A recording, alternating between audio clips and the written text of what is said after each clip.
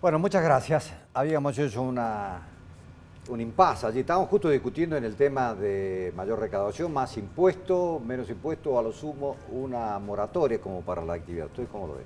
Sí, el tema de la inflación es clave. Hay un efecto que se llama Olivera Tanzi, que ganó el premio Nobel en su momento, que dice que en épocas que hay inflación, lo que recauda el Estado se diluye. O sea, pierde valor. El Estado va en la recaudación siempre por atrás. Eso le genera el déficit fiscal. El segundo punto que es clave es una reforma del sector financiero. Nosotros estamos todavía con una ley de la época de la dictadura militar, que es la ley de entidades financieras. Desde el año 76 hasta la actualidad, se han fugado del país 473.000 millones de dólares. Este es un estudio de Boca y Barrera del CONICET de hace 2 años. En este gobierno, en los últimos 4 años, si sumamos este año, son 73.000 millones de dólares que se han fugado. Eso es producto de la ley de entidad financiera. Así que a mí me parece que es el momento de hacer fuertes reformas estructurales si queremos cambiar de una vez, porque si no vamos a entrar nuevamente en estos ciclos que se vienen repitiendo. Eso es producto. Decía, lo que recauda se diluye por la inflación, pero le pasa lo mismo a los sueldos. Yo creo que no estoy totalmente en desacuerdo con lo que dice el profesor. De todas maneras, a mí me parece que en el corto plazo, no el cortísimo, que como dijimos tendríamos que atender el tema cambiario, en el corto plazo hay que impulsar una cierta reactivación de la economía, claro, que es lo que permitiría tener un nivel de actividad que generara recaudación. Porque es una trampa querer achicar el déficit fiscal ajustando la economía. Se produce lo que pasó ahora, la economía se achica, se recauda menos y el problema del déficit sigue estando. Entonces, hay que hacer un esfuerzo para recomponer salarios, jubilaciones, que permitan que en este estado de cosas irían directamente a consumo, porque hay un gran porcentaje de población que necesita consumir más bienes de primera necesidad. Y eso permitiría un mejoramiento de la actividad económica y mayor recaudación. Y sí, en un mediano plazo encarar reformas estructurales que, bueno, podemos discutir largo tiempo. ¿Cómo se hace? El candidato Fernández, en una de las reportajes que dio, manifestó una especie de decálogo, ¿no? Sí. Que él dice superávit comercial, superávit fiscal, que fue lo que hubo, según él, cuando él era jefe de gabinete con Néstor, reducción del endeudamiento, reducción de la tasa de inflación y un tipo de cambio competitivo y aumento de las exportaciones. Claro, pero esas son las metas. Bueno, el problema es las herramientas. Eso es lo que hay que organizar. Bueno, pero esa es la señal, la señal que tiene que dar esta noche, que va para ese lado. Pero si no hay reforma estructural del sistema financiero, no se cambia. Yo te voy a explicar por qué. Porque cuando ha habido superávit fiscal, que hubo desde el año 2002 hasta el 2014, 2015 más o menos, hubo fuga de capitales. Sí, superávit fiscal. No, superávit comercial.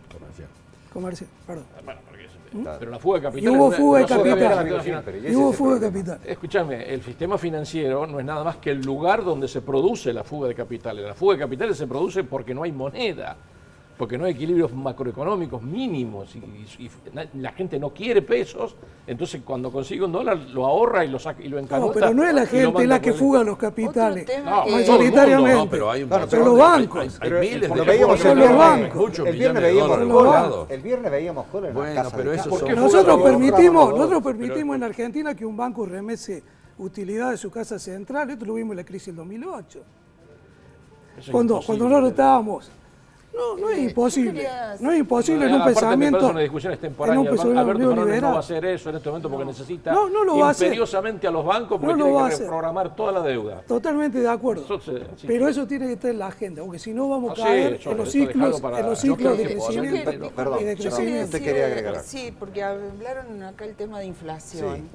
Y a mí me parece que uno de los puntos clave es desdolarizar la economía en el sentido de ciertas variables clave.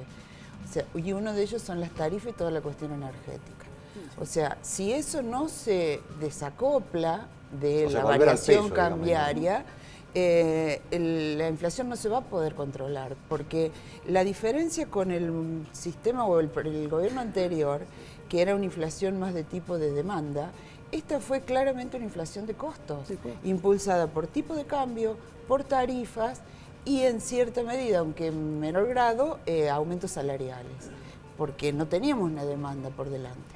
Entonces, si no desacoplamos las variables clave de la dolarización del valor de la divisa, no vamos a poder encarar el tema inflacionario. Pero si desacoplamos el valor, no vamos a quedar sin energía. No solamente desdolarizar las tarifas, sino desindexar toda la economía. Entre ellas la fórmula de los jubilados. Pero eso es a partir de la fórmula de los jubilados. Sí, hay que desindexarla porque si no hay desacoplar las tarifas va a traer necesariamente que nos vamos a quedar sin energía porque ya pasó. No podemos pagar tarifas. Entonces, replanteemos todo el esquema energético, pero nuestra economía no puede pagar tarifa dolarizada. Lo que pasa es que nuestra economía no puede funcionar con un Estado que no quiere ajustar nada. Nuestro Estado no quiere ajustar nada, todos ajustamos. Las empresas pasan a trabajar 4 o 5 días por mes porque es un ajuste que hace. El Estado no hace ningún ajuste. El Estado provincial le está mandando al verano a la gente que no paga. Pero en vez de hacer más eficiente el gasto, nosotros tenemos que lograr que el Estado, que es un chico bobo, que tenemos nosotros todos en la mesa, tenemos que hacer yo no digo que deje de gastar en las cosas imprescindibles, pero que sí deje de gastar en las cosas prescindibles. Nosotros hemos tenido aumento del 33% de los legisladores, 69% de los poderes judiciales. El 11 de diciembre está muy lejos. Sí. ¿Y cómo hacemos para llegar al 11? Porque esta nosotros medida no la estamos mucho planteando lo que la podemos tiene que hacer hacer. Fernández. Si los Pero parches, el gobierno sigue hasta Son los cuatro cosas. Son cuatro cosas centrales. Definir el limbo que tenemos con el Fondo Monetario Internacional. Eso hay que definirlo esta semana. Esta semana.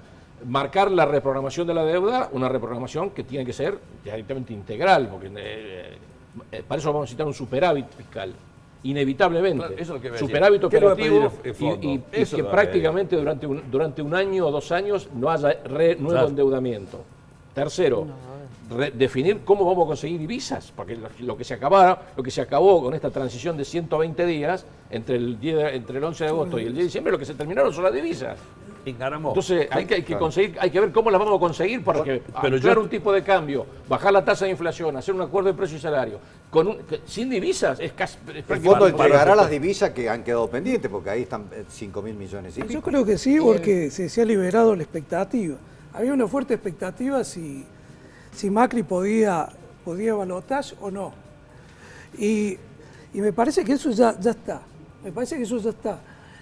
Por eso yo decía que me parece que es clave el discurso de Alberto Fernández. La el discurso de esta noche, digamos. El discurso de esta noche. El discurso de esta noche. Presidente electo. Ya como presidente electo, ya no en campaña. Y el otro discurso que es muy importante, el discurso de Macri como presidente saliendo, aceptando que perdió, que se equivocó en su política económica y que queda a disposición del electo presidente para la transición en su política económica. Estoy de acuerdo, pero el Fondo Monetario Internacional va a pedir superávit. Y si no, no nos va a dar una sola moneda, ni nos va a dar eso, ni nos va a reprogramar a Macri le pidieron también y nunca tuvo superávit y le siguieron dando plata. Y sería bueno que cuanto antes se conozca el nombre del ministro. Vamos a esperar entonces. Él dijo que quería un superministro, que no le tenía miedo a ese superministro. Es muy importante. Y que no se dé la imagen de que es un gabinete económico de transición, que es lo que andan comentando por ahí, de que va a durar 180 días porque lo van a fusilar en el 180 días y después vamos con un equipo nuevo, digamos, ¿no?